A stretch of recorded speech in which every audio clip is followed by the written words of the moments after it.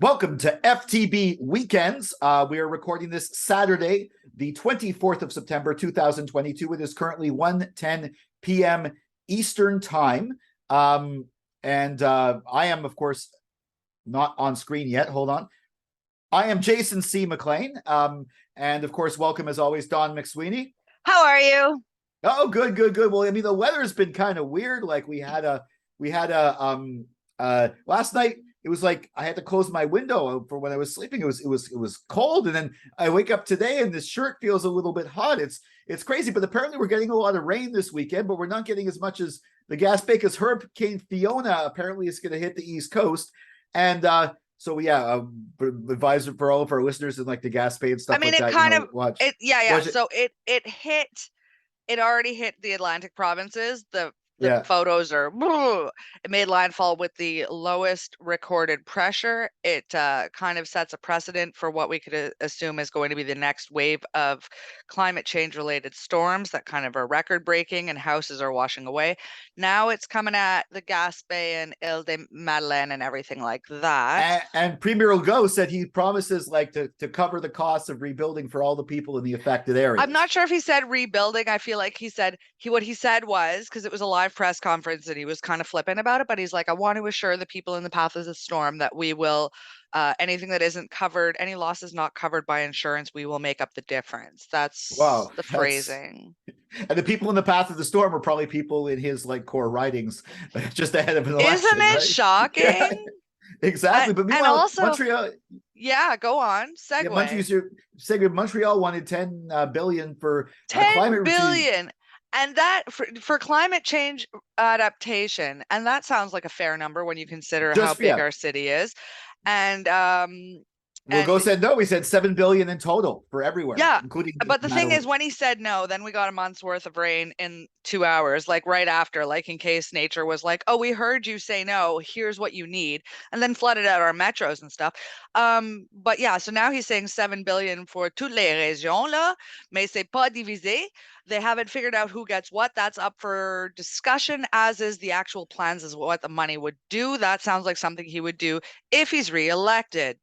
And $7 billion honestly doesn't sound like enough. He says it's to focus on a green economy and stuff like that, which also doesn't sound like the same thing as climate adaptation. It sounds like he's trying to throw a lot of things under that $7 billion, and really that's ridiculous. And for carbon offsets or something. Yeah. Once again, Montreal pays an awful lot of taxes. We have an awful lot of buildings and industry, and the metro is really expensive. And if anybody should be getting a whole whack of money to fix some stuff and not throw some other things under the same bus, deuces, it's Montreal.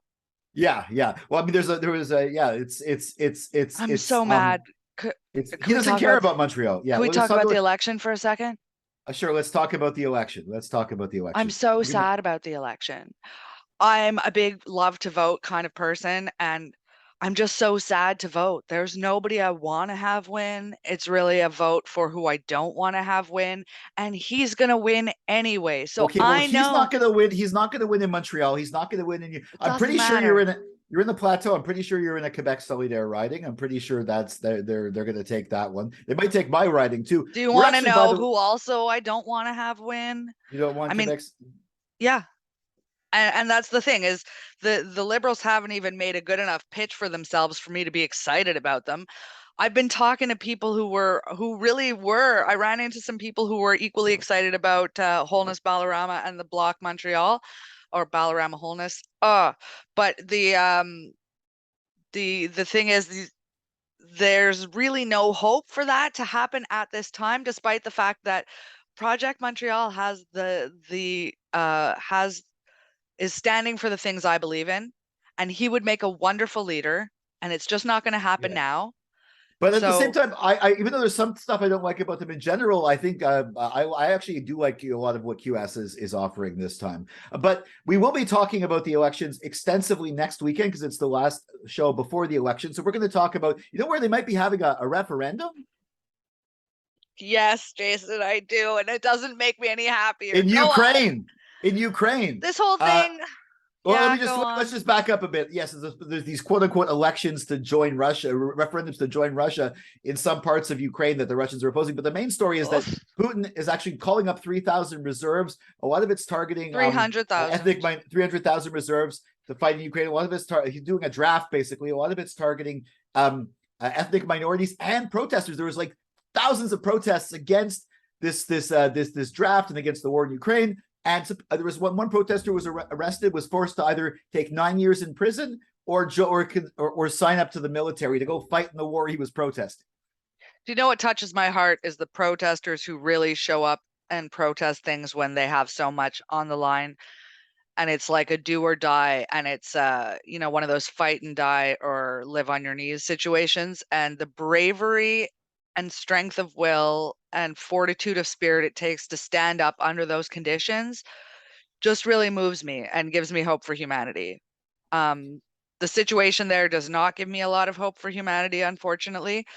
And I think it's going to get worse before it gets better, because somehow the West has decided that to stay out of it is the safer thing, when really they're just going to, like I think it was Zelensky said, it's like they're not going to stop at Russia, like Ukraine. Next, they're going to be like, we also want Finland. Like, what are you going to do? You're just going to keep giving them stuff? Like, it doesn't stop. That's what happens with bullies, is it doesn't Yeah. stop.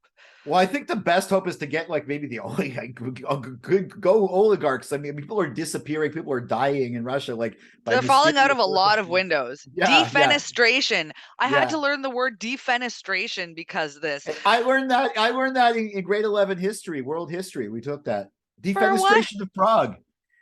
Yeah, Jesus I tried to write Christ. kind of a punk metalish song called It's very, "Defenestration of Prague," that's but it was very punk. But but yeah, speaking of okay, people who are standing up to yeah, the detriment of self and risking their lives, in Iran, a woman was killed for not wearing by morality police for not wearing her hijab properly. Sparking debates in which sparking beautiful protest. protests of women removing their hijabs and women just wanting to call an end to this whole system of legislation as to what they wear, because whether you're saying they can't wear it or that they have to wear it, I'm against legislation of that nature. So this doesn't say I'm pro We'll Bill go. Yeah, 21. yeah. This, just It's to be clear, I believe in choice. I believe that the biggest the biggest standard of feminism is the choice of a woman to express herself as she chooses safely.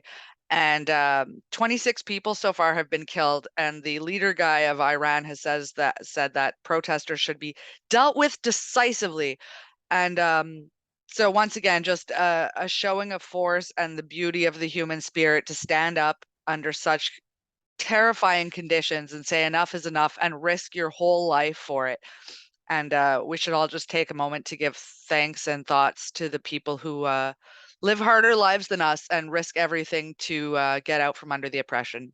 yeah, I agree. A lot of oppression, a lot of I guess we'll segue there. A little bit of sad news. This is for okay. This is obviously celebrity news, but it's Louise Fletcher has passed away at age 88. Now, I was talking with Dawn before this, and she knows Louise Fletcher as most people do, as Nurse Ratched in One Oscar Flew Over the winning. Cuckoo's. That she won an Oscar for it. That's probably her career-defining role. But for a certain set of people, especially me, she will always be Kai Wynn Adami on Star Trek Deep Space Nine. Well, first Vedic Wynn, then Kai Wynn. She was honestly one of she played such a good villain, like someone you love to hate, but who was a conflicted villain. It was kind of like had a nice side. People called her character Space Karen. That's what they call her now and stuff like that. And she was like this like pretentious religious leader of Bajor and stuff like that. And like, yeah, but like amazing actress. R.A.P. Louise Fletcher. And when we did the sort of, well, not R, but when we talked about the death of the Queen the other week, we forgot one key factor of a story we've been following is Louise LaFlamme got some work. Lisa. What? Lisa LaFlamme. Yes. Lisa LaFlamme. Yeah. And what's ironic is she had one of the conflicts she had previously with her boss there at CTV had been that she thought it was necessary to have people in England for the Jubilee. And they were like, no, that's stupid. We're just going to do it from here. And she was like, are you kidding me right now? And so that was one of the previous arguments. So she was heading for the funeral anyway, and City News called her up and was like, hey, we think this is important and would love for you to cover it. So that's where she's been covering stuff. And she's special not only that, correspondent. I read an interview where she said that she's cried every day since this happened with CTV, but right now people are coming up to her and really expressing beautiful sentiments, and she has to cut off the conversation because they will make her burst into tears. So it's just kind of, it's an international story. This was I mean, once again, we're lucky that our international stories don't involve terrible things, and I mean, you know what I mean? But so I really felt satisfied, and it came like full circle, and I'm really glad that she's got the work, That she and got. Yeah, we that forgot everybody to knows mention, the story, and that everybody, yeah. we did follow-ups on like everything Elon Musk and Twitter related for like a month, but we didn't do a follow-up on Lisa LaFlamme getting. What happened? Did we both forget? Were we just so shocked at the death of the I've been Queen? following it, and I think maybe Shocked. I just felt like maybe it wasn't popular news so much anymore. But I mean, I've been following it because as an aging woman who was just lucky enough to still have my natural hair color, I mean, the thought of her being tossed aside and all her experience being negated because of the color of her hair and her visible aging natural process hits me in the guts. And it's important to me as a woman. Okay. And what should be important to everyone is to obviously check out Dawn McSweeney at McMoxie on Twitter and Instagram, at Jason C. McLean on Twitter and Instagram, at Forget the Box on Twitter and Instagram. We have some also if you're watching this on Facebook, follow Forget the Box on Facebook, like, share on YouTube, smash that like button, subscribe, ring the bell for notifications. Make sure you select all notifications. You can get our Android app, and some more arts coverage coming up, some more election coverage coming up. And for daily content, you can check out forgetthebox.net. And we will catch you next weekend for our Quebec election spectacular on FTB weekend.